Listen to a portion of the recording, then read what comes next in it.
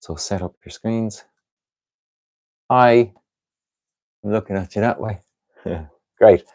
We got our cameras sorted. Hey, so this week we're carrying on with our angle bracket, and we started this last week. Had some technical issues. Again, we have them this evening, but that's the joys of doing this. Now we're going to make a bracket that is very similar to this one, and it's got a dovetail joint here. It's got our brace across here, and these both will be a mortise and tenon joint in them. And it's all live, so errors and everything, they'll just be here. So any mistakes I make, I'll have to up to them. I'm going to carry on where I left off last week, but when this is being sent out afterwards, we will put links in the video. They'll probably be up here somewhere, to a more detailed video on how to do the steps, how to cut, and how to do the dovetail. But for now, we'll carry on with this bracket from where we left off last week. So I'd marked out my timbers and I'd labeled them. So let's go to the top, please, and get a look from there. So I have my working document, and up here we have that.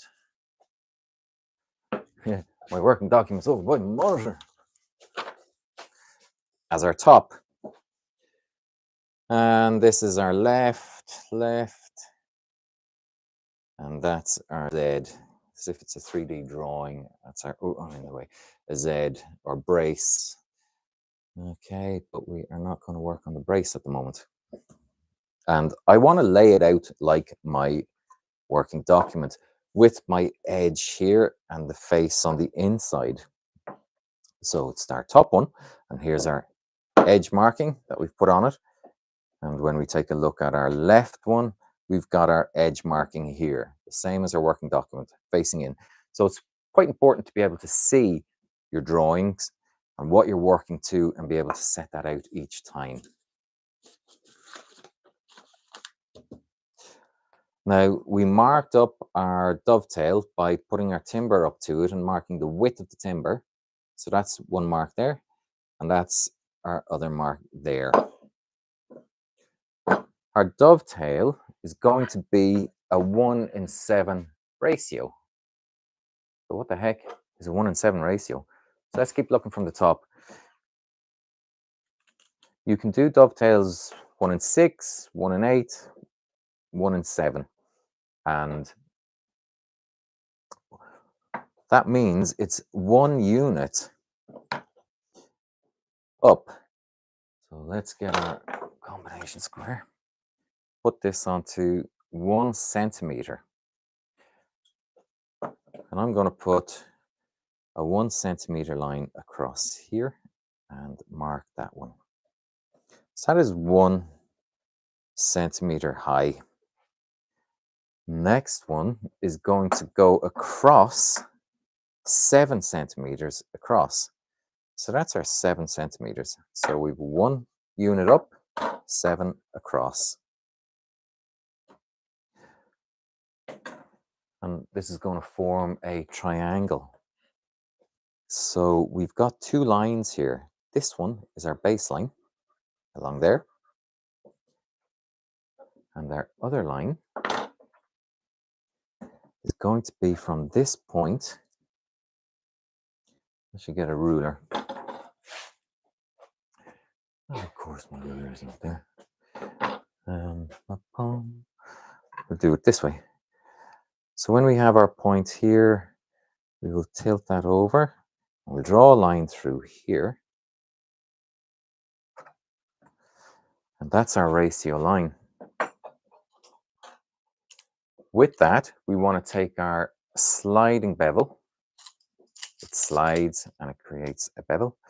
And we'll put the body of our sliding bevel against this bottom edge here. This is just a piece of scrap that we're marking up from. With that, our blade is going to adjust till it hits our new line. When we're happy with that, we'll tighten it up. So that's quite close. I'm happy with that. That's okay. And once I keep that on that measurement,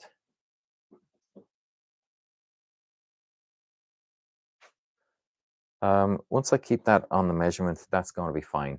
So I'm getting a question, what's a bevel? So a bevel, if we look straight at this, or no, keep it from the top. This here is a chamfer or a bevel. It's when you have a slight edge on something and it's cut off at an angle. But I'm gonna carry on, and these things will be explained in more detail, I think, in other videos. I'll just hit on them now. If I stop and explain for every single detail, I'll be here for next year.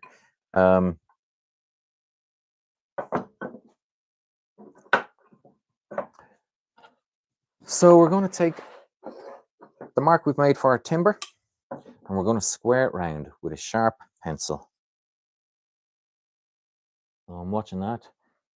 This is my edge here. As long as my tri-square is always on, or the body of it is always on a face or an edge, then we're good.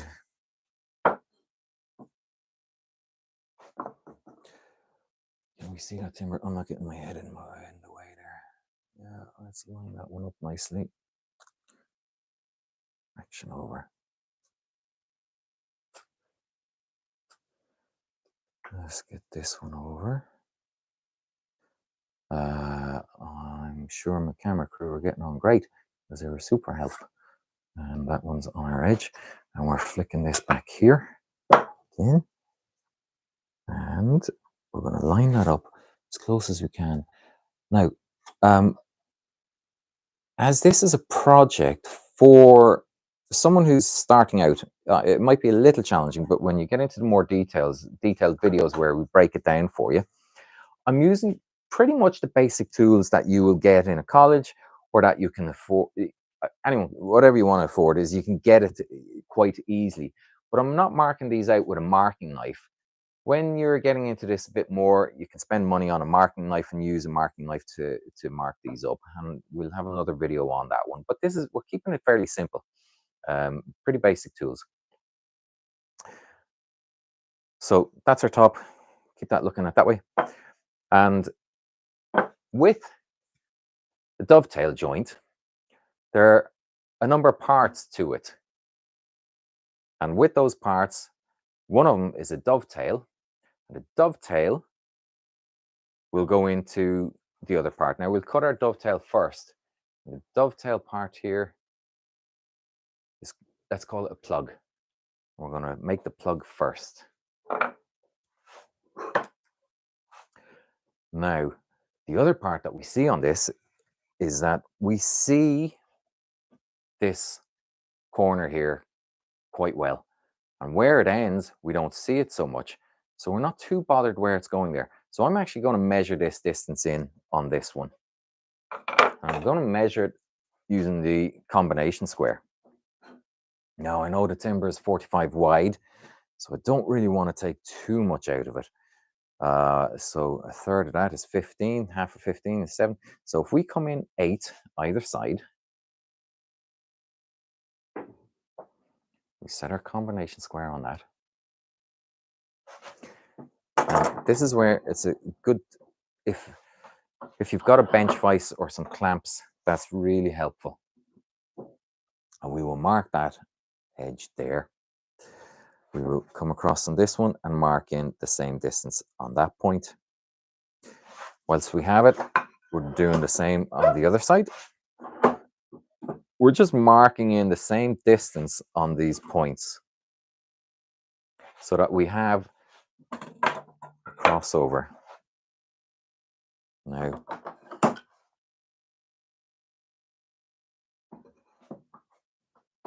at this stage, we'll take our sliding bevel, we'll put our pencil on our intersection there, and where that hits, we'll run that off to there. And this will start to look like a dovetail.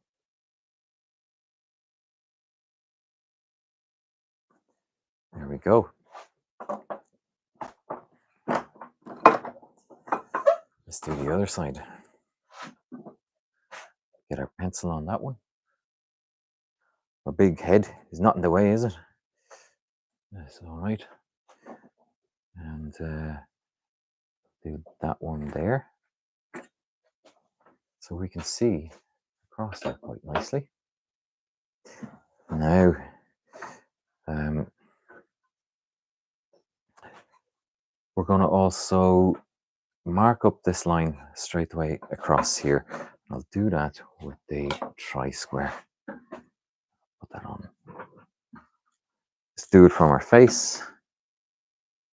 These lines should match up the other side. Because when we saw this down, we're going to saw it on this side. So our lines are following all the way around on there. Pleased with that. Now, I'm not doing a full half lap, but I do want to come down a particular distance, and I'm going to mark in 10 mil. So I'm going to take this as a combination marking gauge. It's a combination marking gauge because we've got 3 pins in it. 2 will do a mortar side and the other one will do the one side. So let's see that we've got that on approximately 10 mil. Now then, that's pretty good. I'm happy that that's on to 10. And I want to take a small bit off the bottom, the 10 mil off the bottom, because when our dovetail slots in here, if we make a full width dovetail, and if we look at it from this side, if we bruise that corner there, I want it hidden. So I'm going to make the dovetail a little smaller. It's going to be up that height by 10 mil. And I'll have to remember which side it is. So our face is going to be down. It's going to be in there. So we're taking it off our face.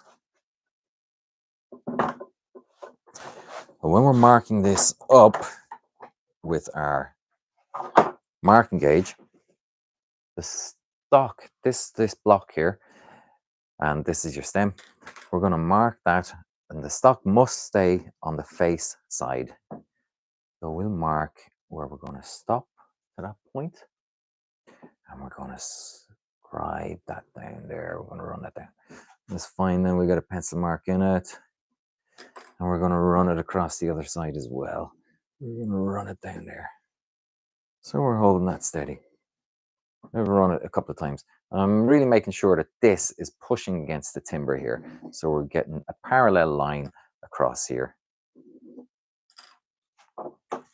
Keeping our face on the right side where I'm right-handed. Now the block is still on the right.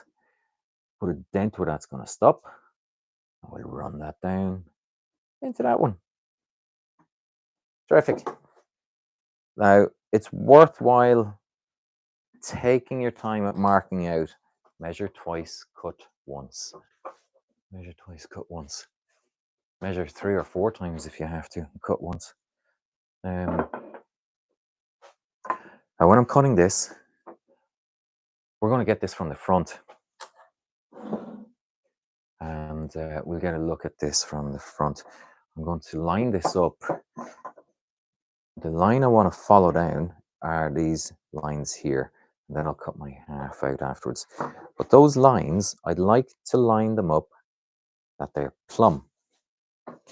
Plumb meaning falling straight down, because the saw is going to be able to be easier to fall straight down. Instead of putting my timber in straight, I want my line straight down. Plumb, from plumbing. I said I'll go with a relatively simple tenon saw. We'll go with this one. You can easily get this from Screwfix. And I'll mark up my waist. It's really important to mark the waist, so you know where you're cutting. And all that's going to get removed. That lot's going to get removed. And that lot's going Then the bit we're going to cut off will be that afterwards. So that's our waist.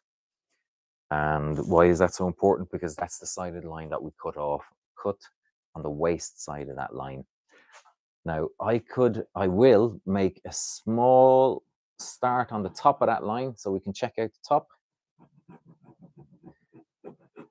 And I'm only putting, tighten that vice up. I'm only going to put a small line in there. Get a bit closer. Look at this there. But I'm not cutting. Now we can, yeah, but great in the front. Now we're not going to cut all the way down here. I'm going to actually cut one side and then I'll turn it and cut the other side because I can't see there and I want to get as close to that line as I possibly can. So I'm going to run that up here. And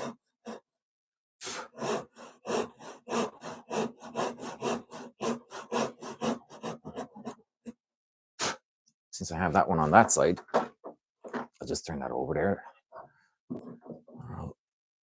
That's very plumb. In you go, tight there. This is my workout for today. Getting up and down.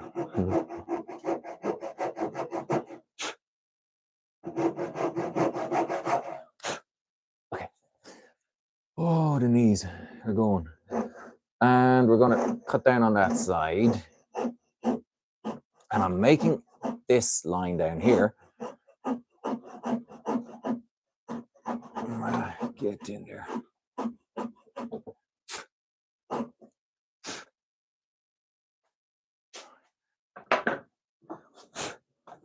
So from the top, we can have a quick look at that one then. So we may not have been able to see that, but I've cut down on one side here and I had a small cut here and the mark that's left is called a kerf. And I purposely wanted to have a kerf on this side and not come all the way down because when I turn this round, now I'll come down with a kerf on this side and then I'll cut all the way down and the blade should follow the other side. Now, we don't have enough cameras to be able to get round right in front here. So we're going to have to watch from the front. I'm going to normally leave that quite close to the vise, but because my blade is out there a bit, I'll tighten it up. And this is a long way of doing it, but I'd rather spend a little more time doing it a little slower than rushing it and having to do it twice. So I'm going to take my time at that one. That one's out. That is my view on it at the moment. Is sometimes it's got to be done right or a bit slower because you can't rush them. Terrific. That's in there tight.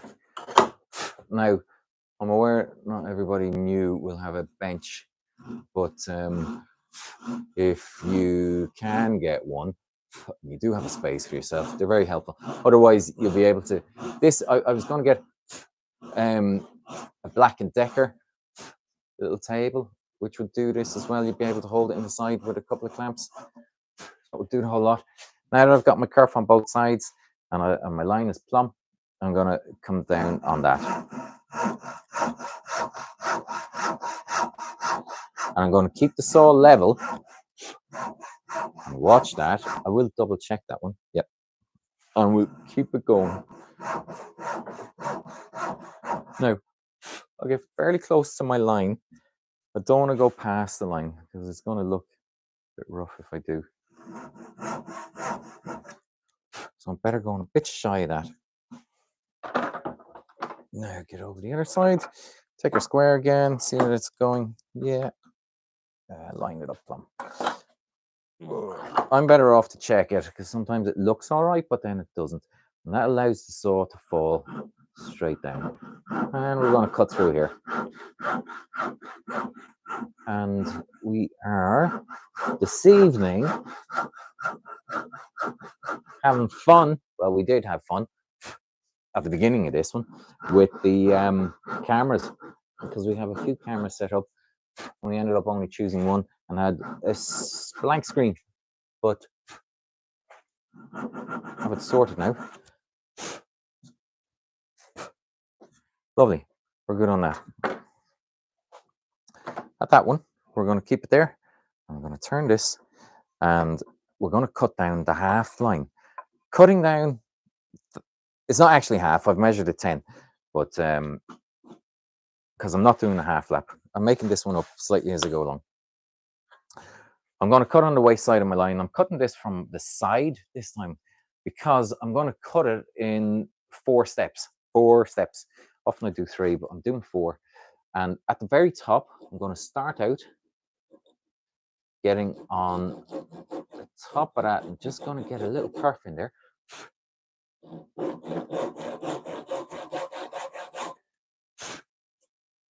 The waist side.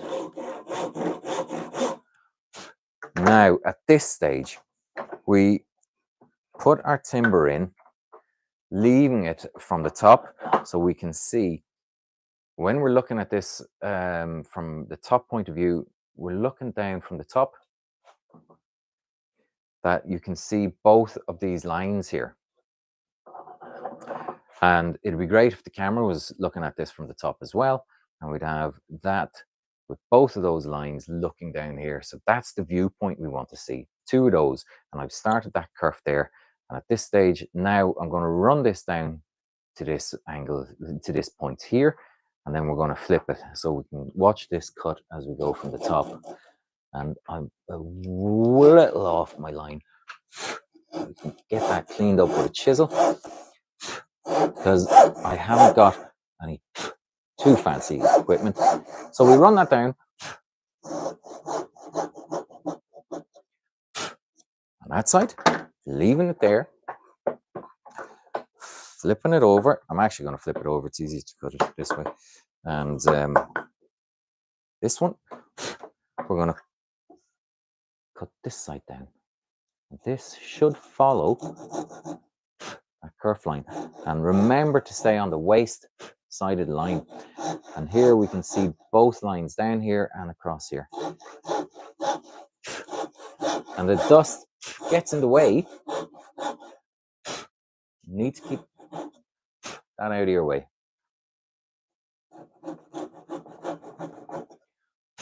Okay, so when we have a line down both sides, then we can come back up to the top, square that timber straight up. And now we don't have to look over there, and the saw should follow that curved line, and we can just focus on cutting this down. And I'm aware of the time because we are only here till 8. We haven't got a whole lot out.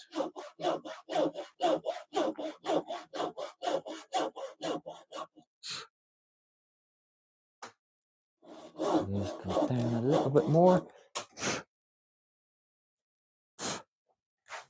And a fraction more.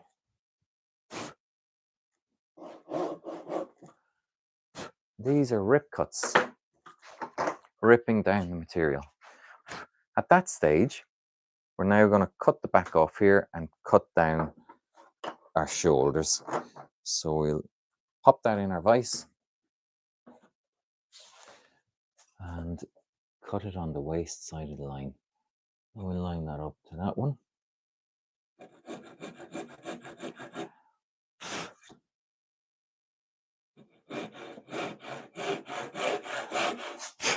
One great thing about this is it really, really takes your focus, and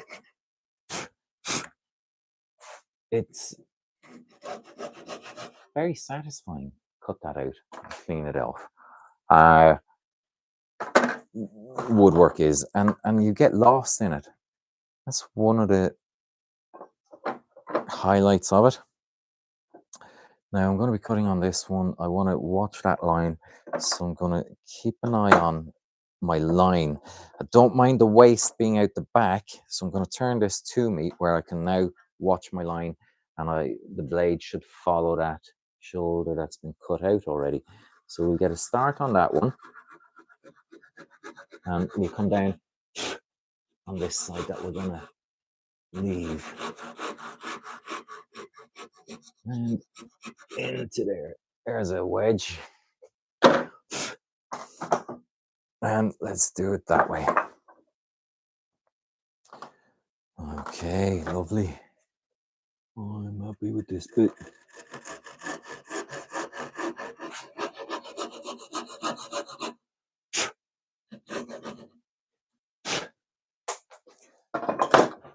Some of these we'll edit, so you don't have to wait for me to saw the thing.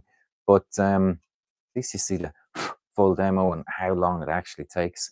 This is going to need a bit of cleaning up, and we need to check it for squareness. Now, we're taking off our face side.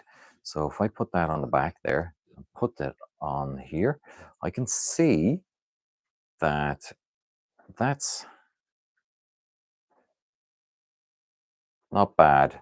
When I'm looking down on that one, there's not much of a gap in there. I'm okay with that. If I'm looking down this one, there's not much of a gap on that either. So it's pretty clean. And that's useful because when we go to use this to mark up the other side, it's going to be important that this is actually all squared out. So let's clean it up first with a chisel. And we can stand back and you can watch me get my chisels. I'm going to use as wide a chisel as I can.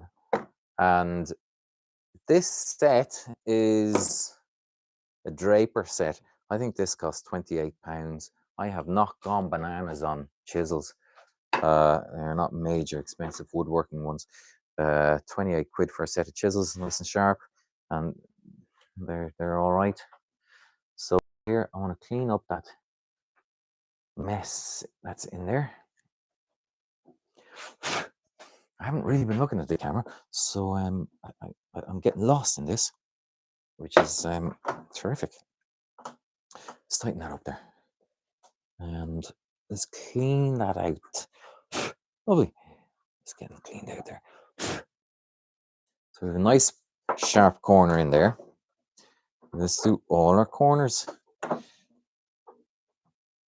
And we're going to pull this towards us. I'm going to hold this by the neck down here where I've got a good grip of that chisel. I'm going to pull that timber across here and just cut those fibers so that those fibers are cut out and we can peel that little bit out. There it goes. Look at the size of that. It's tiny. Okay, that's coming on all right. We want to get down the side of that one. Might use a smaller one in a minute.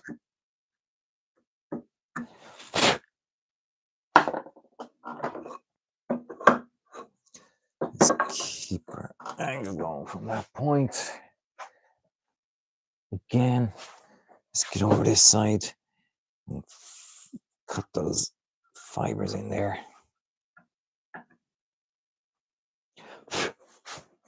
And peel that one out. That's gone out there now. Take your time with the chisel. Whatever you do, do not put your hands in front of the blade. Always keep your hands, hope you can hear me all right. Always keep your hands behind that blade. Now if we look in there, that's a good bit neater. And we can test that with our square and run it in there and see if we're okay. So we're okay on that side as well. I'm happy that that's lined up, and on the other side as well. Now I'm going to take a quick look at my working document again. I'm going to set that up that looks, my edge is coming in, and this one now is going to have our edge this way and up here. No, it's not. Our face is facing in. There's our edge. So this is the timber that we wanted that width. So that's going to sit down on the top of this end grain. And now I want to line those up, and it is far easier to cut the plug, the pin, the dovetail. Sorry, would be the pin side. To cut the dovetail first. It is much more difficult trying to mark out the other side. So get the dovetail cut. And if we pop those in there, that'll give me a pretty tight little joint there, which I can mark out, but it doesn't leave me with a lot of timber either side. It's pretty small, so I'll have to take great care in not to mess that up. And I'll run my timbers on there. I'll take this one out. Let's square this one around.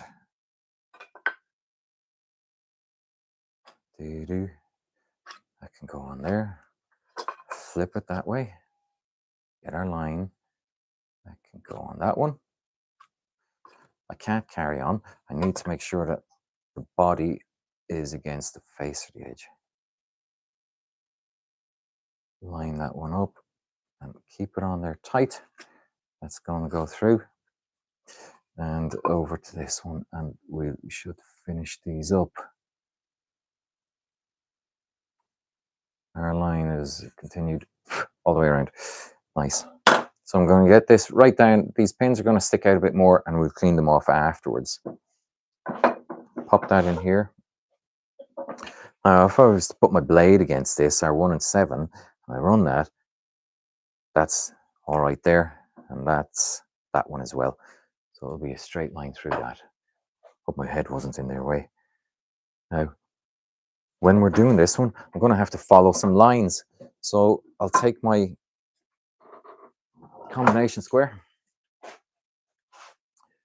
and get this marked up, and I probably will not get to cut it this evening because I'm aware of the time. But I'm going to line that out there and keep it on that one. Let me bring that down a little, you see it. Now, there's my mark. Right down to there. And that's going to be our waist inside. This one should be the same. So we'll mark that down to that one. And we mark that. That's going to be waist. That's our waist. Let's turn this one over. I've left very little on this. Could have made that dovetail smaller. Oh, that's it. And how are we doing? We've only got like 3 mil there. So we're going to run this. I'll turn that over here. It's easier if I have more of this against the timber. And we'll pull that up to there.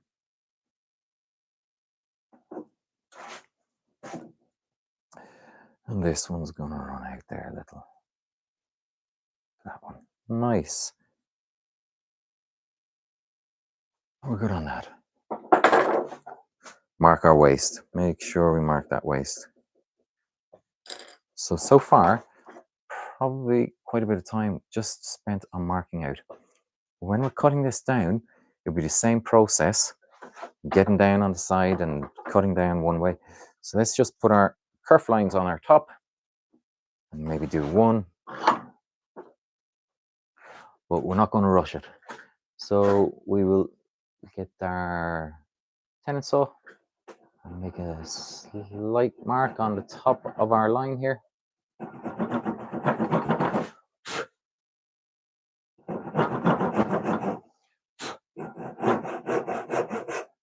This one's slightly different because we're putting the dovetail down in the end grain because we're making a bracket. It's not a half lap dovetail that you'd normally see. Okay, we're on our waist there. I'm going to cut on the waist this one.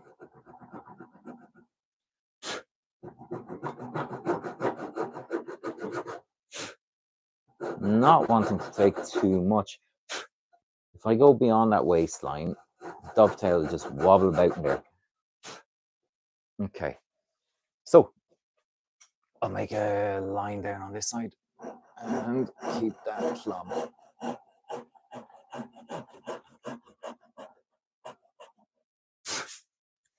Was the mirror that one? Keep a close eye on that. Now you can watch this from the front because I'm going to wind up, say good night. Gets in there. And we got a little more to do on that one. So at that point, I've left very little time to tidy up. Oh yeah, there we are. I've left very little time to tidy up.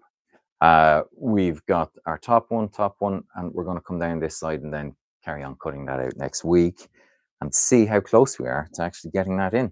It's going to go in, and then we'll see if we get that up. We'll have the start of our bracket. So that's what it is live. That's how long it actually takes. Thanks so much. Take care. Bye.